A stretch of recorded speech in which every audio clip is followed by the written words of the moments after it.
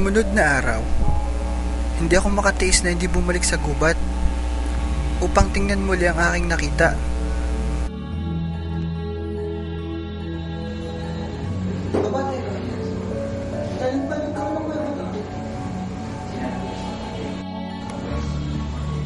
Teka, bakit may ilaw?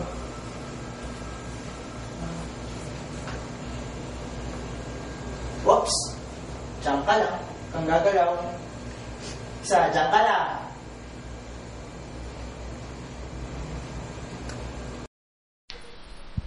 Huwag kang matakot sa akin. Isa akong kaibigan na nagmula sa ibang dimensyon. Narito ako para isama ka sa aking mundo, sapagkat meron kang misyon na kailangang gawin upang mapigilan ang pagkasira ng mundo. Huwag kang mag-alala, hindi mapanganib ang ating pupuntahan. Kailangan mo lang magtiwala sa akin. Ha? Bakit ako? Ang dami naman pwedeng iba dyan. Hindi ako makapaniwala sa kanyang sinabi. Kaya nag-uli-uli muna ako para mapag-isipan. Sige na nga, sasama na ako sa'yo. Mga exciting. Hindi nagtagal ay napapayag din niya ako. Kaya agad-agad kami sumakay sa kanyang spaceship upang pumunta sa kanyang mundo.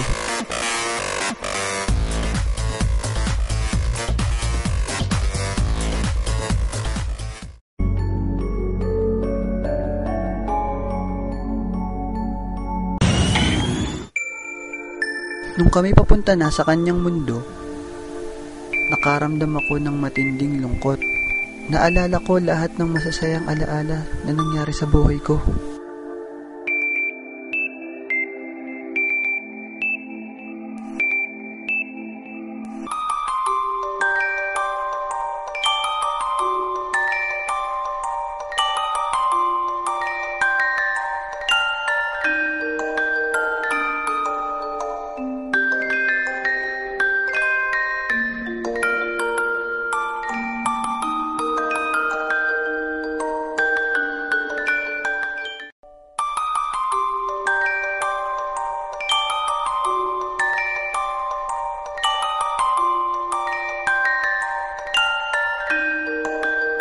Pagkatapos, sinabi na rin sa akin ni Mol kung ano ang tunay na dahilan kung bakit niya ako sinama sa kanyang mundo.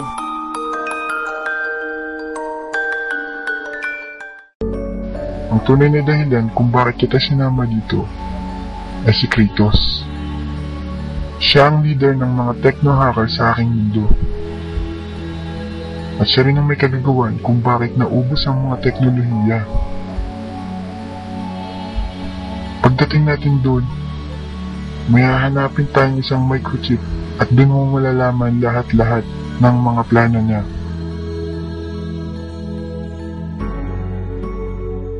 Mga kawal, nararamdaman ko na ang pagdating nito at noon. Magsihanda na kayo.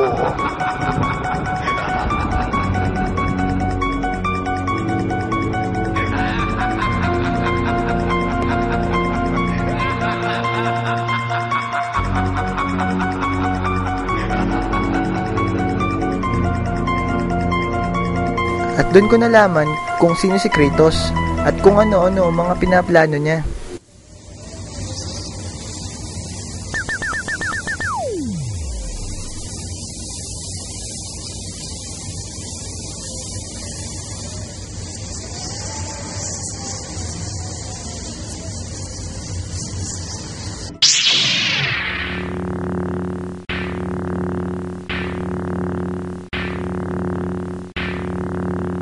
At nang kami makarating sa aming destination, madali kaming naghanap kung saan makikita ang microchip.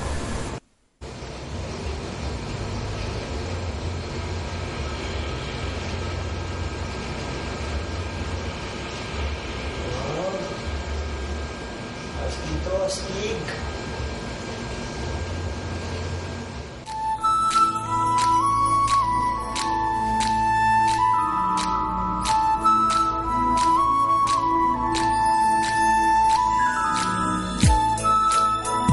Isang saglit, natagpuan din namin kung saan nakatago ang microchip.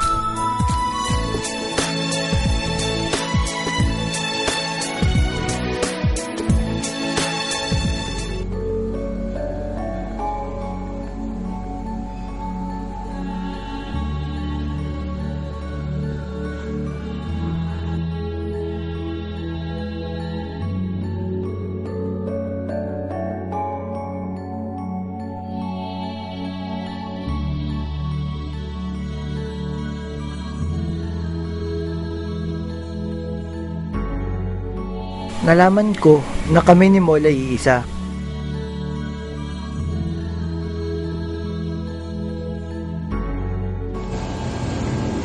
Ako pala si Paul. Isa.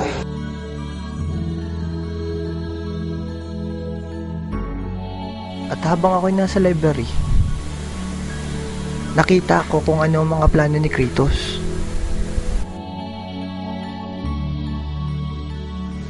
Yung palang plano ni Kratos. Kailangan malaman na kagad to ni Moy. Ang hindi namin alam, may isang alagad si Kratos na umiispiha sa amin. Panginoon, nakarating na po si Tok at si Mol.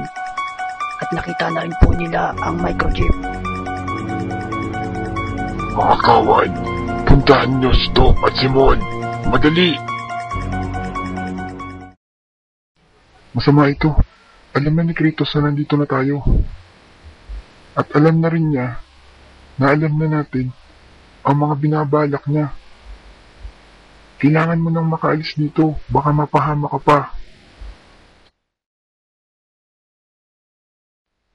Ngayon din ay makakauwi ka na.